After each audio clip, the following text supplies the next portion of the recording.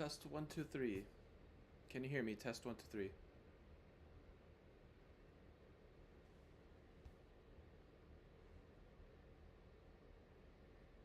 Okay, that sounds like it's working.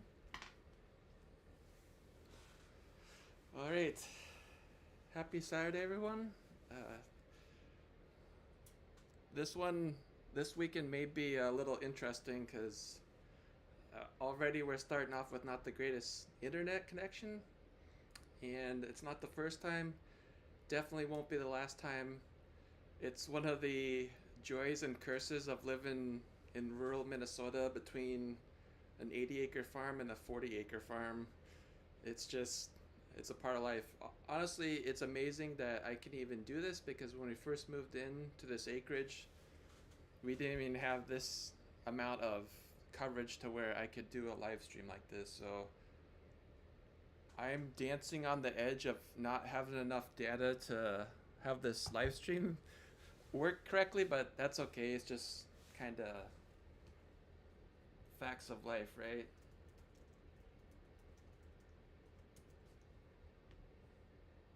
Hello, Shawnee. So this looks a little different because I had to move my laptop. I'm using this webcam. I got my other camera right here that I'm going to be using to show plants. But if you notice, there's kind of this strange like halo effect coming from over here. Not so much over here, but over here.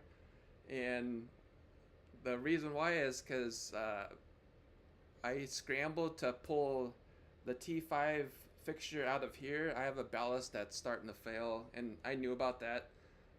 But I had enough time to pull my LED system out of the shop, which is the outbuilding next door, and then bring that over here and then set it up here. So it's running. I'm really happy that I was able to get this all done before the live stream starts, so you can see the difference between T5 high output lights and LEDs. If you haven't grown with LEDs, last year was my first year growing with commercial grade LEDs, and I've been very, very impressed with them.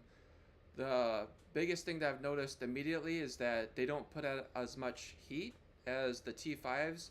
And honestly, the T5s, the fluorescents, they didn't put out a like, they weren't hot enough to where you'd burn yourself if you touched the fixture, but they definitely put out some heat.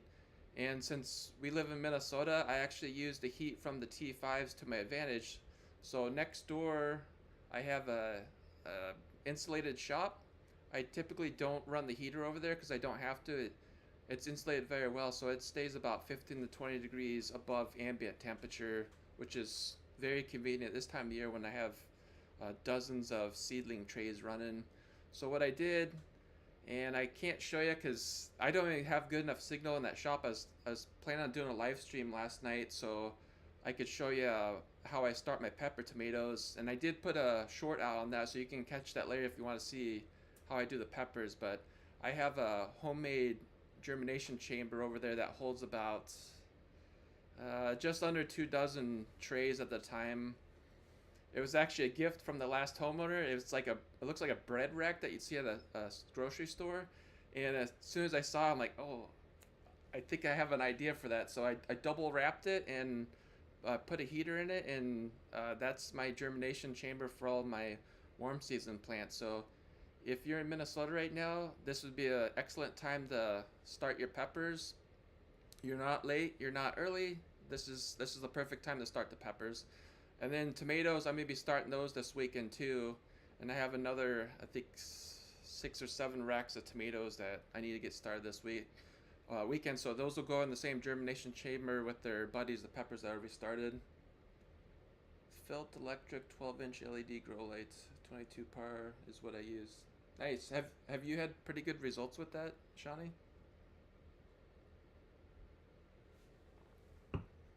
And I gotta look between 2 different screens here, so this is gonna be exciting. Okay, anyway, back to lighting. So like I mentioned, you've probably seen the difference between the high output lights, but just how this camera's picking it up. and then over here the LEDs. So I'm gonna flip to my other camera so you can actually see what this LED fixture looks like. And that's gonna take me just a second.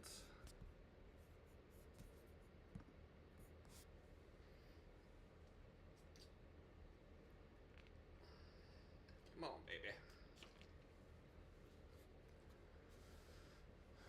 So that's my LED fixture. It's nice and open, so it gets really good airflow through it. And like I said, these have been running for about half an hour, and they're cool to the touch. The nice thing about this system, I think this is just a feature of the professional grade grow lights, is that I have a dimmer up on top. So right here you can see this dimmer control. So I have it on the lowest setting right now because I have the seedlings going, but this is how crazy this can go. That's not even full power. We'll set that back there. I'll come back to that in a little bit. But that's the LED system that I have right here. And then you've probably seen this on a lot of videos, but this is the T5. This is what I started with many years ago. And they both have their advantages, and there are disadvantages to this one, the T5s, in that they cost more, but honestly, that's going to be something I'm going to probably evaluate over the next year or two to see the electricity savings between these guys and these guys. I don't think my operation is big enough to make a huge impact yet, but that's something I'm going to be looking at. So that's what these look like from the outside, and then I want to show you something else that I check.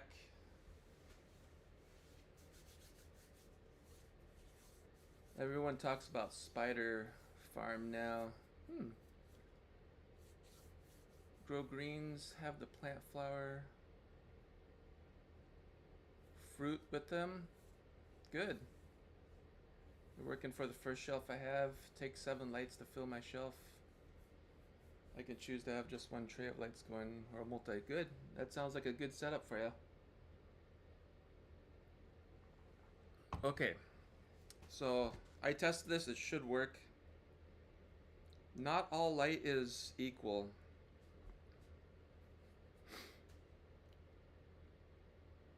And what I have here, if you've ever had your pictures taken professionally at a studio, you've probably seen a little, looks like I call it an ice cream cone. Your photographer is checking the quality of the light. I'm doing something similar here. So I have a fancy tool here. It's mostly because I'm a technician, so I love talking tech. I love measuring devices. I love anything technical that tells me exactly how something works. So I don't expect you to go out and buy something like this. This is a par meter. I think this one was about $600. But what this has allowed me to do is a couple things. One, it's on these T5 light bulbs, it's allowed me to check the quality of and the quantity of the light over time. If you didn't know this, fluorescent light bulbs will decay over time. So it's allowed me to check this to make sure that fixture right there is still doing what I'm asking it to do. And honestly, I usually lose the bulb before I have to replace it for the performance degrading. So yes, the par meter does work outside too. And if you do have a par meter, it's fun to walk around different parts of your garden. I like to walk around.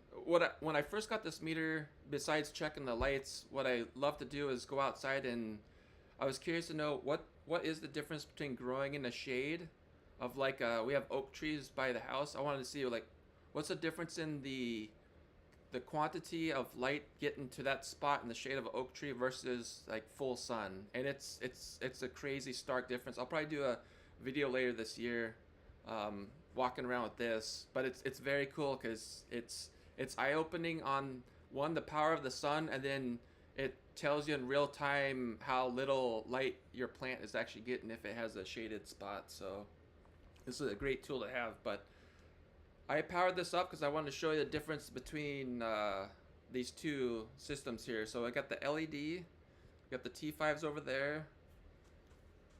Let me bring this over here so you can see this. Okay.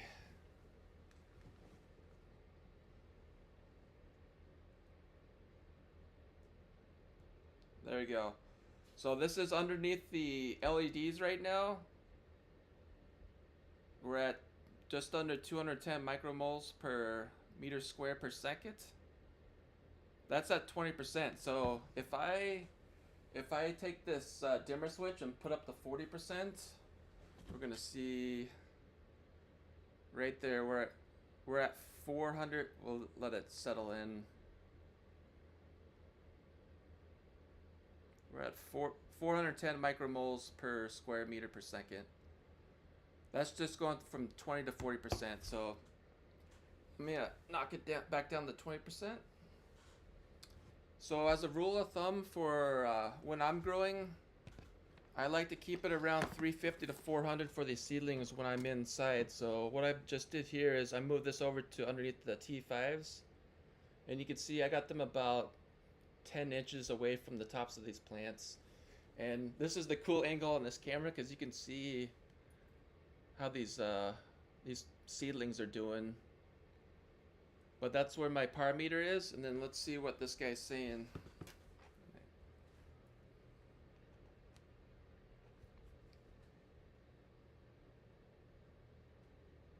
So 332, and that's actually okay because that's below where my that's a little bit below where the tops of the seedling leaves are. So I'm gonna leave it there.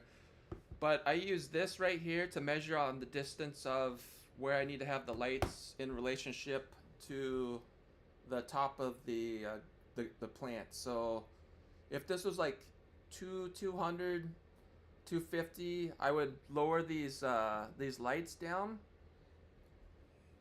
And I'm gonna give you my rule of my let me get rid of this. I'll cut back to this.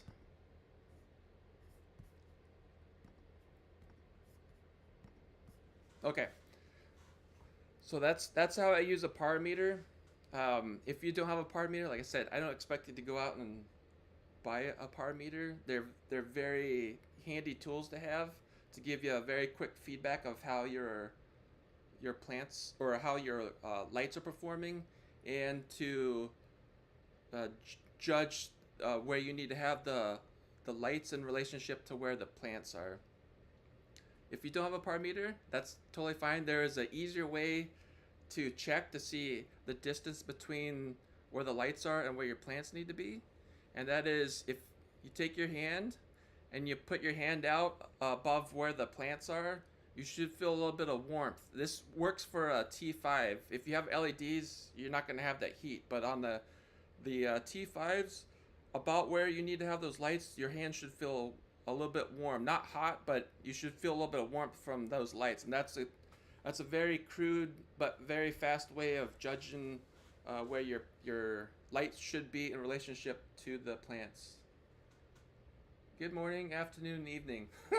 I love it. Grab some coffee. We're talking about lights right now. So, fancy way is use a par meter to measure where the lights are. Second is use your hand to feel for the heat on the T5s. And then we have another crude but effective way of judging where those lights need to be in relationship to your plants. So you got to see how those seedlings look right now, and I'll flip back to that camera shot too, so I can show you while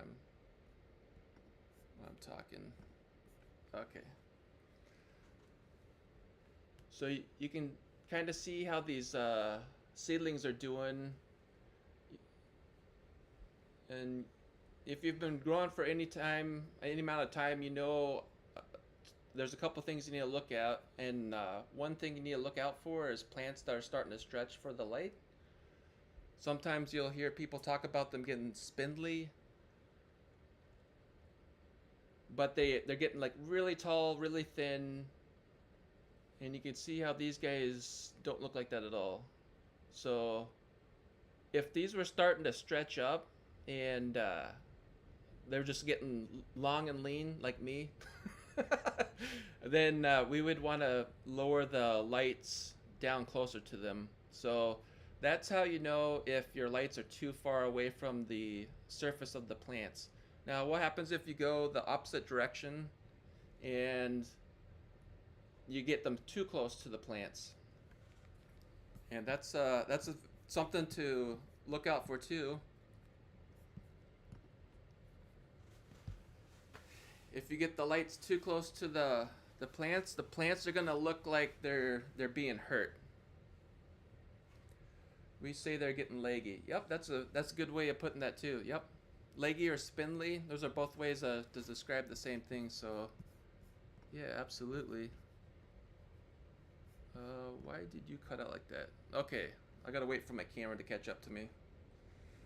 This is the exciting part of being a one-man show. I get to talk, film, and switch cameras at the same time, and then interact with you guys, which is probably my favorite part. But I'm gonna wait for this camera to catch up. Okay, now we're back. All right. So we talked about what to look out for if your lights are too far away from the plant's the growing surface. What to look for, and then if you accidentally put the lights too close to the plants are gonna also tell you. And typically, what they're gonna do is they're gonna look very upset, where they're just gonna kind of like, if it's like, let's say like broccoli, or something where it's got a main stem, it's gonna kind of it's kind of acting shy, or kind of like fall over. It's trying to escape from the light. That's the best way I could describe it, and you'll know it because they're gonna be trying to like spread out, kind of like in the middle of summer if it gets too hot or too bright for like a pepper plant, and you kind of see the leaves kind of like curl. I haven't seen them. The seedlings won't curl the leaves. They'll just look like they're trying to get away from the light because it's just too much too soon, especially if it's on the seedling leaves, and they're not the true leaves yet. In fact, if you get lights too overpowering for seedlings, which is why I love the LEDs where I have a dimmer control on it, you can adjust the lights as they grow. So like the seedlings over here, I'm gonna keep it at 20%, and then as they get their true leaves on, then I'll knock it up to 40%, and honestly, I'm gonna keep it there until they're ready to go outside into their containers. But yeah, so there's no like perfect situation where exactly where you need to have the lights in relationship to the plants, but it's good to know that there's an optimum growing point. So like I said, with my power meter, I like to have that about 350 to 400, and I don't come out here every day and check to see what the lights are putting out. I'll usually check them when I first start the nursery up. This time of the year is when I first power the lights up. If they've been sitting all winter, I'll power them up, let them settle for half an hour.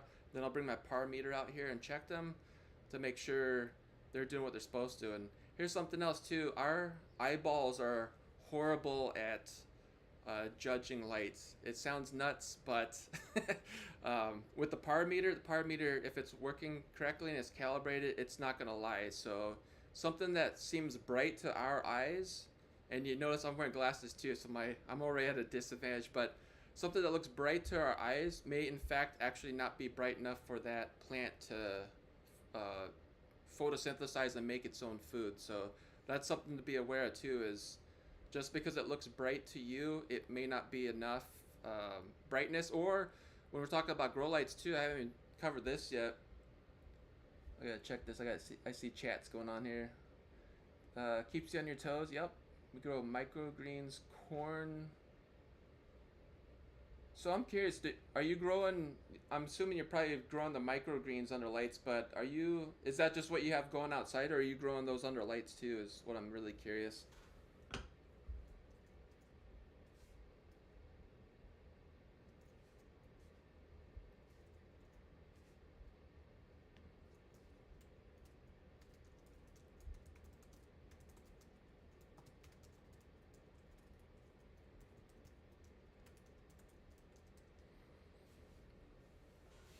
I had to put that question out.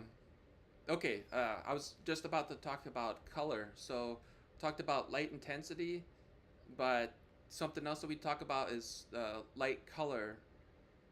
And both of these setups, they're marketed and advertised as full spectrum. So, this really comes down to like specialty growing and if you even have a need for it. But if you're just starting to grow plants from seeds, I wouldn't really dive down this rabbit hole yet. I would just look for a LED or a T5 or a fluorescent light that's marketed and branded, advertised as full spectrum. That's all you need to know. Just full spectrum. You don't have to think about it. If you do want to go down the rabbit hole at some point in day, just know that there are different colors of lights. Those different colors of lights have different functions when we're talking about what the plant needs. So everything that you're going to hear me listening to in the kitchen, LEDs that we could adjust the LEDs that we could adjust the height. Yep, full spectrum, good. Am I double tasking? Oh yeah. Yep, good. Okay, back to lights. So most of what I talk about on these videos or live streams, it's going to be more technical, but uh, it's always coming from the point of view of what the plant needs. So regardless of what I'm thinking, I have to think about if I was a plant, what would I need? So when we're talking about colors of light, and this is fascinating. When I started researching this, is that you'll hear about blue spectrum light, red spectrum light, and when you think about the growing season, full spectrum puck lights. Yep, good. When you think about the growing season and how the sun is, or how the sun travels in relationship to where we're at. So imagine we're a plant. We're coming up this time of the year in spring. So we just sprouted, or maybe you're a grower and you're starting seeds and then you're going to transplant your plant outside.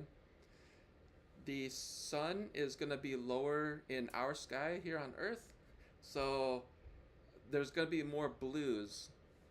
So if you start researching this and you see like, or you read about blue spectrum or blue light, that's what the vegetative stage needs, because that's in, if we follow the seasons, we start with blue, and then when the sun gets higher in our sky here on Earth, that's when the plants are starting to go into their flowering phase or fruiting. So there's going to be more reds. And then as we tail off into the fall, we come back to the blue because the sun is going to be lower in our sky in relationship to where our plants are at. But you don't have to worry about any of that. Just get a full spectrum light, and it's gonna take care of the rest. that was the fun little science part of this conversation. So that's the moral of today's video: is don't overthink it, don't sweat it. Just look for a full spectrum light, and you'll be fine. And the cool thing about full spectrum light, so like what I have here is I do grow plants indoors during the winter. So you've probably seen I got a strawberry plant over here that I've had on a couple of videos, and it's actually fruiting and or flowering and fruiting right now. And a week and a half ago was our first ripened strawberry. This one's All Star. In fact, I'll switch back to this camera so you can see it again.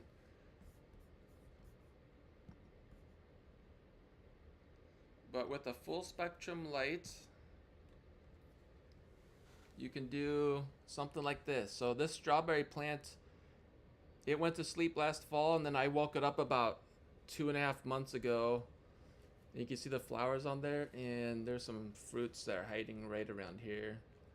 So they're still growing. Oh, and if you want to see this too, I didn't hand pollinate that. So for strawberries, if you have any fruits, strawberries that look like that, where they're kind of misshapen, they probably didn't get pollinated, or the bees missed them, or they're growing inside like what I got right now.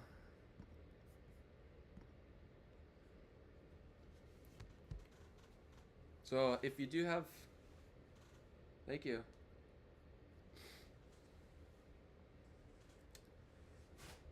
5,000 lumen is almost need, right? Yeah, that should get you by. But I can't say like go off the lumens because that's a different measurement for the light. Um, if you go off of what we talked about before about if you're looking at how those plants are behaving, 5,000 lumen might be enough for it. So if they're not stretching or they're not shrieking away from the light, they should be fine. And you see steady, even growth, you should be fine. I'm saying I'm saying this, and I can't give you a definitive answer on that question because there's a marketing and advertising world, and sometimes, depending on the quality of that light that was manufactured, it may not be exactly what was advertised.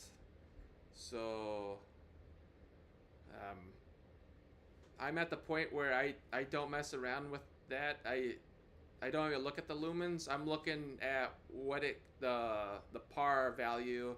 I'm also looking to see consistency, and then it's mostly consistency, right? That was something else too I wanted to mention on this is with grow lights. Once you get to once you get enough experience under your belt and you get to a certain level, it's less about how the individual plants are doing. You're looking more for consistency because as you get more plants going as you scale, and so as you scale and you get more plants going, you don't want things to, let's say we have a rack like this, got a seedling rack like that. I don't want, you can see how these ones are coming up and they're all about the same height, and then these guys are kind of not as well, but they're good enough to where I'd say actually a couple of them didn't even germinate, but that's okay. They'll probably pop up. But what I'm trying to achieve at this level is I need consistency. Because if I'm gonna be transplanting a couple hundred tomatoes here in another month or so, I can't have like a quarter of them where they need to be, and then a quarter like lagging behind, and then maybe the rest of them are doing whatever. I can't do that. So what I can say is if you invest in good quality lights, it makes less. You have fewer headaches, more consistency, more control. I mean, really, as growers, we're trying to manipulate our environment, right? As best as we can to get the plants, again, from the plant's point of view, get the plant set up for success, and that's really what it's all about. Is what does the plant need at this time of its life, and what can I do to help it get what it needs? And a lot of the times we don't really have to do much. Uh, Plants are amazing. And something else I want to mention too is, let's say, and I'm speaking from years of experience because I've I've developed skills to where I can intentionally manipulate the growing environment in here or next door with my other growing area to get plants to, or push them a little bit harder to get them to grow a little bit faster, or to slow them down. Typically, it's not pushing them to grow faster. I'm trying to slow them down so I can lengthen the window of when I need a transplant. Because I'm sure you're all busy. I'm super busy.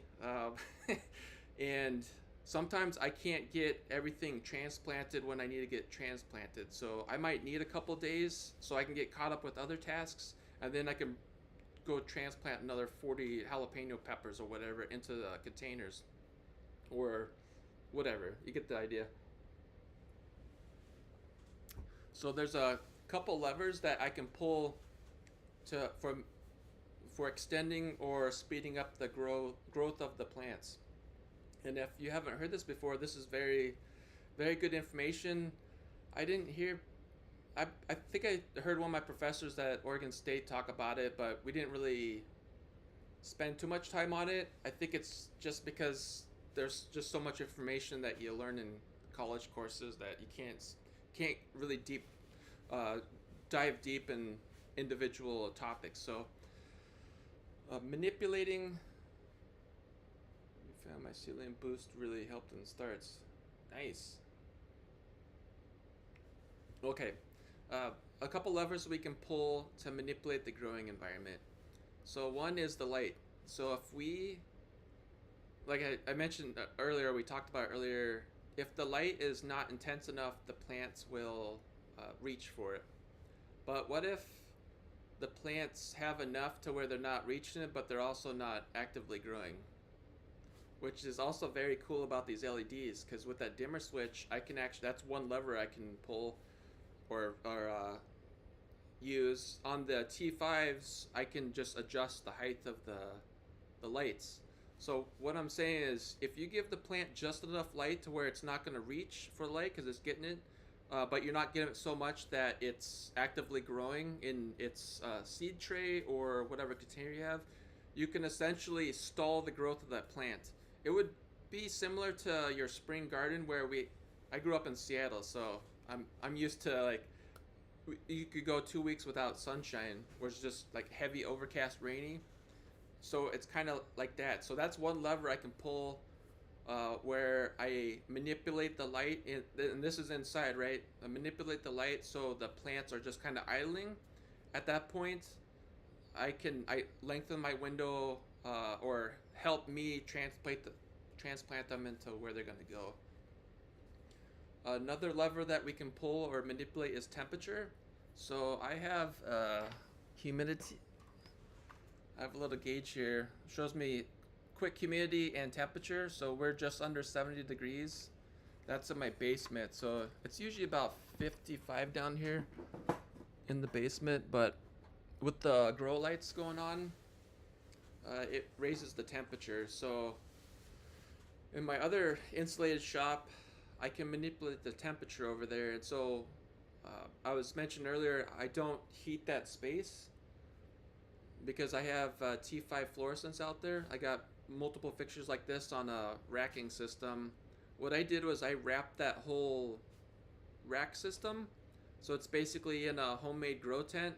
And if you haven't used grow tents, I the materials for the grow tents can be expensive up front, but I didn't spend the money on that.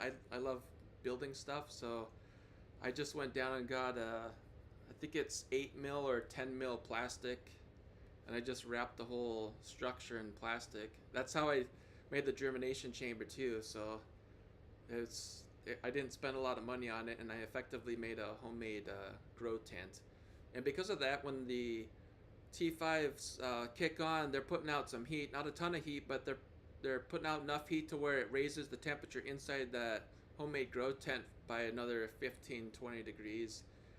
And inside that insulated shop that's already 10 to 15 to 20 degrees warmer than the ambient temperature, I can get those seedlings out there up to about 60-65 degrees if it's cold outside here in Minnesota. So that's one way I can speed up the process. If I need to slow the plants down, I'll just lift the covers on the racking system, and it brings the temperature down. So that's how I manipulate it. There's other levers that you can pull, but those are two of the probably the easiest is light intensity or distance from the light to the plants, and then temperature. So the third lever is water, and I wouldn't recommend messing around with the water too much because you get to damage. Or did you follow the natural cycle of the light outdoors? Yeah, we could call that following the natural cycle of the outdoors. Sure. Yeah.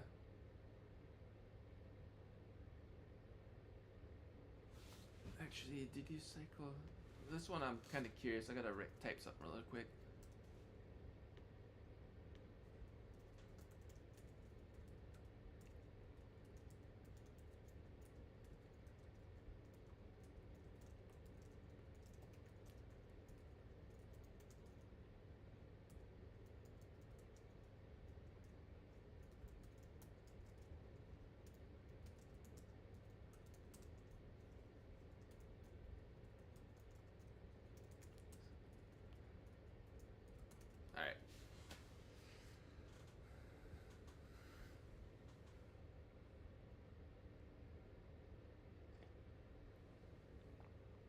think you mean I think you mean time of lights burning, but that's what I was curious to know.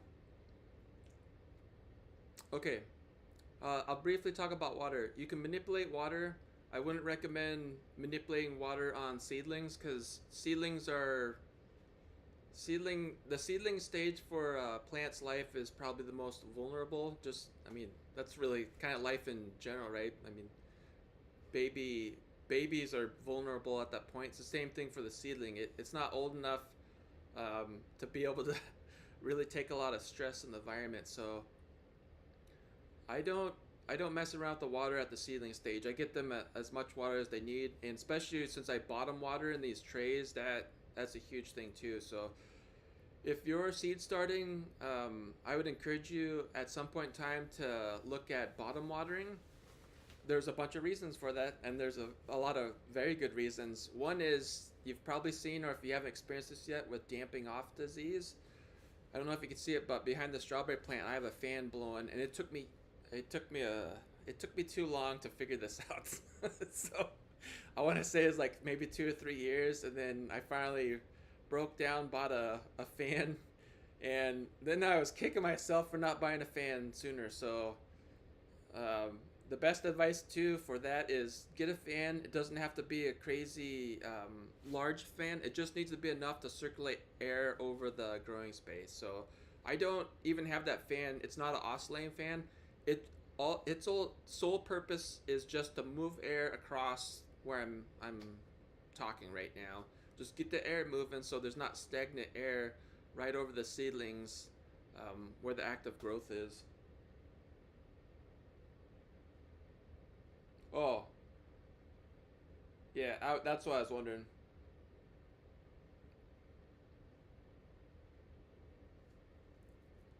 Recharge clip fan. Nice.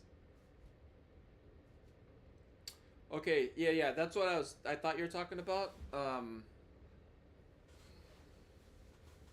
Yep, makes them stronger too. That's yeah. Yep, great point. Okay, for the the timing on the lights, I don't mess with that. So I can't show you, but I have timers on these lights down here. Also in the other building, I have everything's on automated timers. It's just one thing that I don't have to worry about. So I do not mimic the sun. The days get longer, we get more light. I don't mimic that at all. It's set up to go 16 hours a day. So at this stage, they're getting 16 hours light, and then the rest of it's sleepy time. I come down here with some chamomile tea and tuck them in for the night. Um, you can experiment with that, but it goes back to what I was saying earlier too. I'm at the stage where I can't have a lot of variety in how the plants are performing. I need to have as much consistency as I can. It's because I'm running a commercial nursery, so the more I can dial in the plants or encourage them to all kind of get in a line and do what I need them to do within a shorter amount of window, it's a lot less stressful for me for a production value. So um, that's why I don't adjust the timing on the lights. It's just they're on 16, they're off for the rest of it, and that's what they need. So and I haven't really had a problem with that.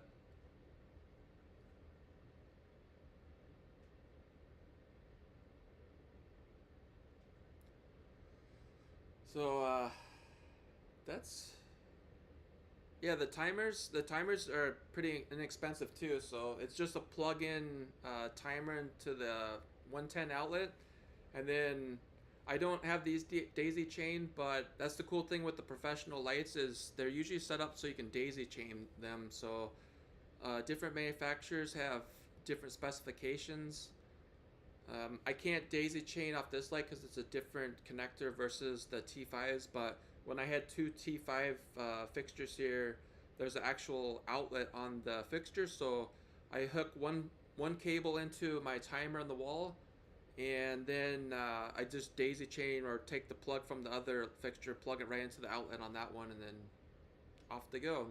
And then since they do have outlets, the fan that I have in there that plugs into the daisy chain outlet on the T5 fixture. So It's just a very simple setup, and I don't have to worry about it. Like the cool thing about the lighting is I don't have to worry about the lighting at all. I only have to worry about it if the a ballast dies, and that's why I had to take this T5 down because I need to replace a ballast on it. And I kind of sensed that because I came down there and two of the bulbs were out, and then the next day they came on and then they went out. I'm like, okay, you need some TLC. But I've had those fixtures for about I think 4 years on that one, um, and they've done what I asked them to do. So I can't complain. At some point, I'm gonna have a lot more of these LEDs just because there's a ton of benefits to them. I've been really happy with the performance on them, but yeah. Anyway, that's all I got for the day with the lights. So I just put out a ton of tech stuff. If you got any more questions, feel free to drop them in the chat, and then I'll answer them after I shut this live stream off, and then yeah, I got many racks of tomatoes here. So next week we'll be talking more about peppers and tomatoes and what they need, because even though we just entered spring in Minnesota, we have to start thinking about summer, and that's next week. I'll be talking more about summer plants. The challenging thing about Minnesota is the last couple of years we've been really shortchanged on spring. Uh, I think I saw that next week we might be touching 80 or very close to 80, which that's insane. It's insane. We should not be getting that warm already. Um, so I don't know what this summer is going to bring, but we have to start thinking about, because if our spring is short again this year and we get right into the 90s at the end of May into June, then it's going to be goodbye spring plants. We're full on summer. So but next weekend we'll be talking more about the summer plants and what I do to get the peppers and tomatoes set up for success here in Minnesota, and looking forward to it. See, I've been using the same T5 since 2001. Really? That's exciting.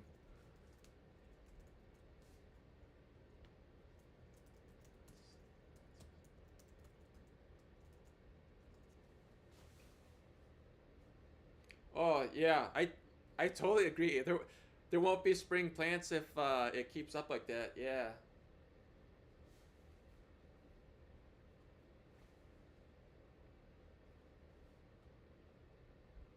Yeah, thank you. I appreciate the questions. Um, and even if spring is short change this year, if we have a shortened spring when we go into the hot months, there are some levers that we can pull to kind of manipulate the spring season. It's still challenging. Don't get me wrong, because at some point we're gonna lose to the biology of the plant. Um, but there are some things that we can do to kind of help them finish their life cycle. And I might talk about that a little bit next week, but definitely next week we're going to be talking about peppers and tomatoes and some getting strategies set up for a warm season. So anyway, with that, I'm going to kill the live stream. Thank you very much for joining me today. I appreciate you all, and yeah, look forward to growing together with you guys this year, and have a great weekend. Heat tolerant spring crops. Yes. Yes, I totally agree.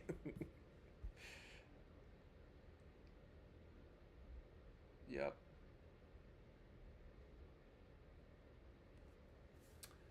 This is a fascinating question right here. There's a balance of nutrients to prevent bolting. Uh I haven't heard this, but this type of question really fascinates me, cuz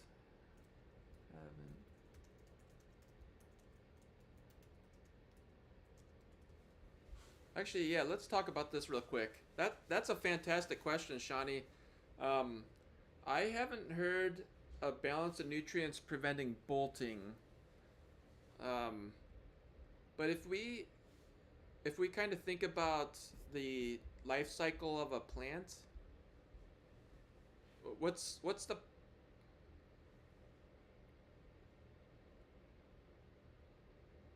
Yes, yep. Yes, I agree with that. Yes.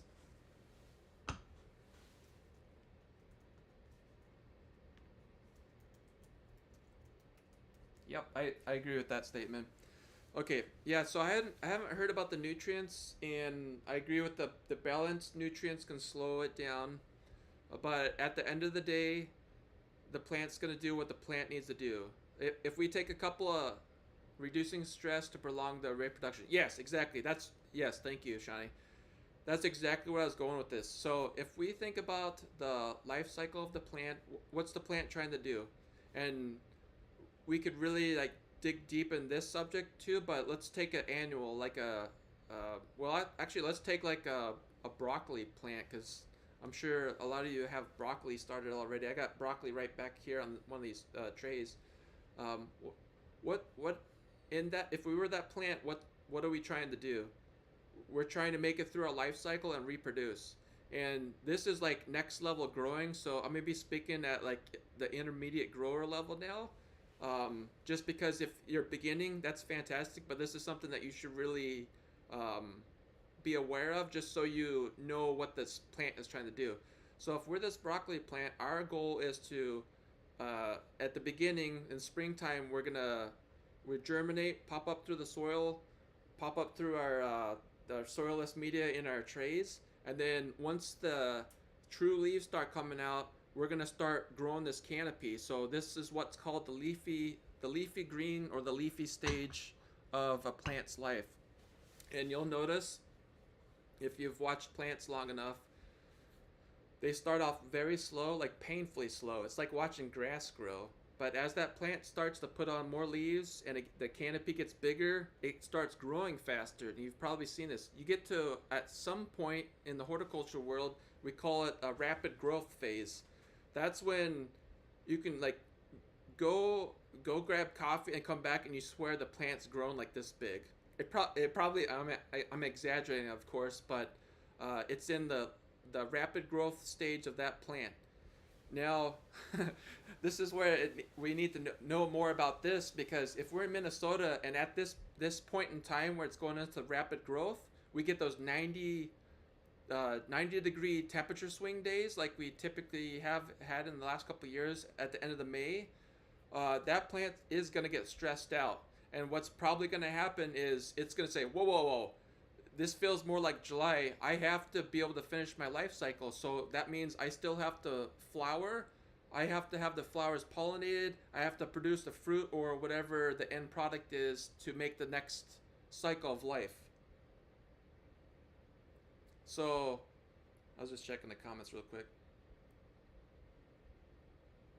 Um, so if we have those crazy temperature swings like we do here in Minnesota, it's gonna stress the plant out to the point where it's gonna say, I have enough leaf surface to where I can finish my life cycle, and what you're gonna have is stunted growth. So this is like I said, this is more immediate, intermediate growing level, because now we need to be aware of, is there anything that we can do to get this plant to its full uh, potential before it starts to flower and fruit. Because if the growth is stunted during the leafy vegetation stage, we're not going to have as big in the case of broccoli, we're not going to have as big a floret. So if you ever have a broccoli plant where the floret, or the part that we like to eat, and fun fact, if you didn't notice, the rest of the broccoli plant's edible too. So after I cut the floret off, I'll actually harvest the leaves off and throw those in salads too. That's the fun fact for the day if you didn't know that. So uh, broccoli plant more than just the florets. But back to the florets, if the plant has been stressed out to where it couldn't develop its full potential for its the vegetative stage, because there's going to be less surface area photosynthesizing, there's going to be less potential for that floret to get to that nice full crown that we like to see before we harvest the broccoli. And there are things that we can do, and what I would say is uh, we we need to, I don't want to say coddle, but we need to make that plant. We need to get it as much of what it needs to get to that full potential before it starts to flower and fruit or produce the end product. If at any point of that stage we had a problem with watering, this is also why I love to automate the watering, because it's one more thing I don't have to worry about. If I don't have to worry about watering, I know that a plant's getting as much water as it needs. And when I first started growing, watering was something I severely underestimated. I had raised beds at the last place, and I didn't I didn't water much. I mean, I'd take the hose and spray it out there and water them, but I was like, well, it's outside. Mother Nature will take care of it. But then I started noticing like the stress part. That's when I really started paying attention to how this plant's performing. So now, since I automate the watering, the plant's getting as much water as it's gonna need because I've set it up that way with the bottom watering trays on the containers. So I don't have to worry about is water a variable that this plant's not getting to make its full potential. Like I know it's getting enough water uh, that it needs. The nutrition comes in there because I've seen it in the chats already that nutrition does have a role on this. If the plant doesn't have the nutrients that it needs, that could potentially affect its growth through the leafy stage. So nitrogen being a major element that it needs, if it's low on nitrogen availability, that will slow down that leafy green stage. It would also slow down and affect the flowering and the fruiting, using the broccoli again. If you didn't know this, broccoli is one of those plants that's a massive nitrogen hog, or it needs a lot of nitrogen. Any green leaf plant that you see, it needs a lot of nitrogen. So, yeah, that's one example of the nutrients where if it doesn't have exactly what it needs, not so much with the bolting, but we're just trying to get the plant everything it needs to be happy and produce that whatever the end result is.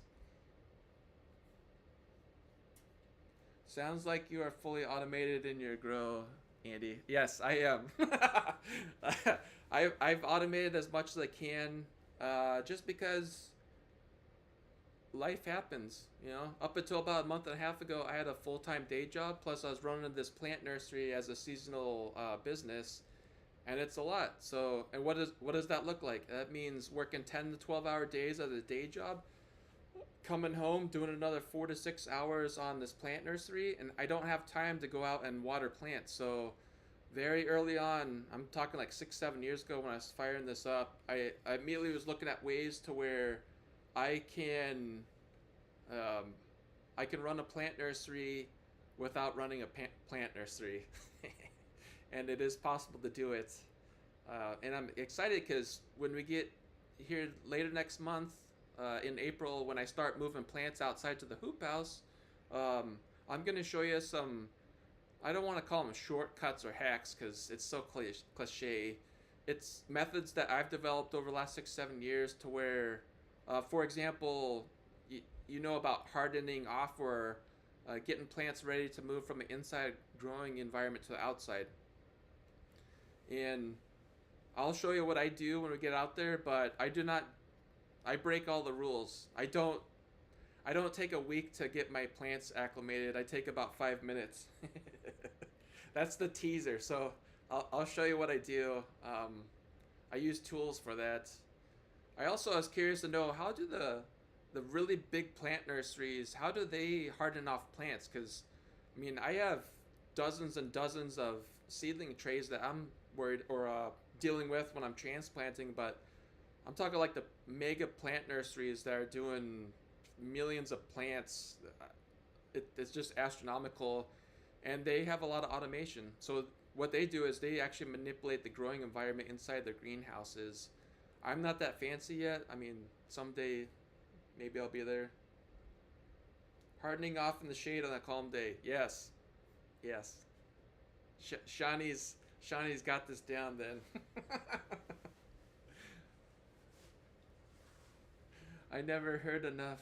Plants only the strong survive. Yeah. They don't. They just sell the plants.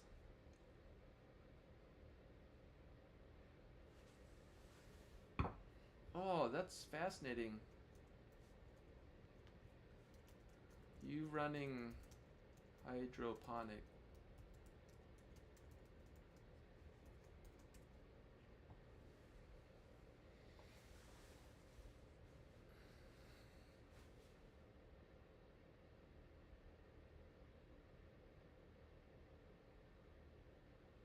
Nice. I might be asking you questions later then, because I haven't messed with hydroponics. I get asked sometimes if I'm running hydroponics because of how I have my container set up. So I'm kind of dancing around with hydroponics, just by having a flooded tray bottom watering system for containers, but it's not a full hydroponics setup. I did. I will stick them in my temp, shade cloth, cheats the hardening off. Yes, yes, Robin. That's exactly what I do too. That's fantastic.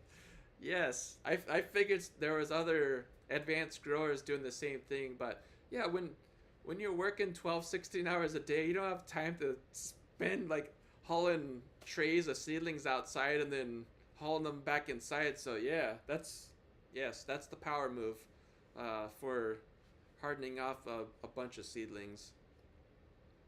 But one last thing here. Yeah, I haven't done hydroponics, but I've done aquaponics. Nice.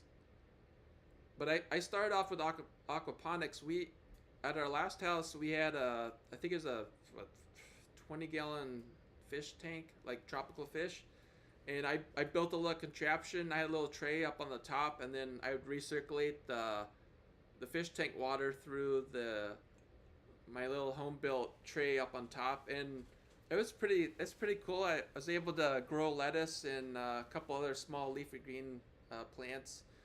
But I quickly realized with aquaponics that I was I was out of my league. Like aquaponics, hydroponics too, it's very chemistry heavy.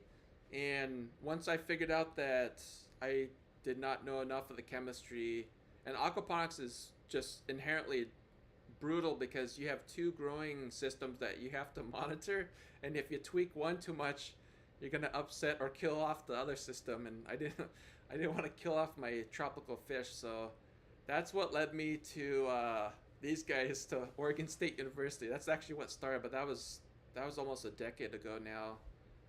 Um, yeah, that was almost a decade ago when I went down that rabbit path, and I ended up at in a horticulture curriculum at Oregon State. So um, yeah, I think if I start doing hydroponics at some point in the future, I know who to ask now. So that's cool. But anyway, I've talked enough. I appreciate all your questions today. I got to get back to what I need to get to today because I got a bunch of babies that need some TLC. So smallest aquaponics I've worked with, 7,000 gallons. Oh my god. Yeah, we have a lot to talk about. That's fantastic. You have an aquaponics system too. Oh, this is fantastic.